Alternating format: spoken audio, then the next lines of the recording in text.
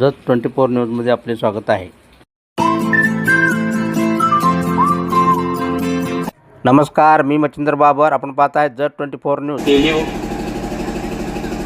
भाग्यश्रीताई तेली माननीय बंडगर काकू आपल्या पंचायत समिती गणाच्या उमेदवार आणि अराणीताई ज्या दादर बोबलात पंचायत समिती गणाचे उमेदवार आहेत, त्या सर्वांना तुम्ही निवडून द्यावं हे सांगण्यासाठी उपस्थित डॉक्टर रवींद्र अळवी साहेब, नगराध्यक्ष जत नगर परिषद, माननीय विठ्ठल बापू, माननीय सोमन आके साहेब, माननीय सदाशिव माळी साहेब, माननीय पोवाळे साहेब, डॉक्टर हिट्टी, या गावच्या आपल्या सरपंच माळीताई, अन्य व्यासपीठावरील सर्व मंडळी, सर्व गावचे सरपंच, गुळावाडी असेल, अंकलकी असेल, बुड्डापूर असेल, नंतर वसपेठचे सरपंच आहेत, सर्व पदाधिकारी, लकडेवाडीचे सरपंच, तिथले सर्व पदाधिकारी आणि माडगाव गावातील लिंबाची माळी असतील, अन्य सगळी मंडळी असतील। आता नावं चुकून राहिली असतील तर राजू डोळे जरा सॉरी सर्वांची, पण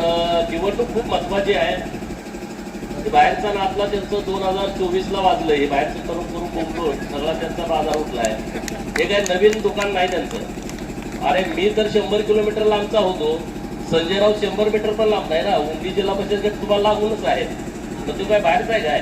दिवसातनं 4 वेळा माडगावला ते येत आहेत आणि त्यामुळं त्याच्याकडे दुसरा कुठला अजेंडा नाही। तो विषय आता लय प्रचारात पण घेऊ नका तुम्ही कुठं। त्याला काय करायचं करू द्या, तुम्ही तुमचं काम करा। ही निवडणूक एक हाती निवडून येणार आहे, एक हाती, अशी परिस्थिती आहे। आजूबाजूच्या सगळ्या वाड्यातल्या लोकांना विनंती आहे, मला कुलालवाडीला हात धरून विनंती आहे, जसं विधानसभेला केलं तसंच तुम्ही आता जिल्हा परिषदला पण केलं पाहिजे। कुठलंही काय मनामध्ये कुणी मतभेद न ठेवता लकडेवाडीचं वन साइड मतदान झालं पाहिजे, बरोबर ना?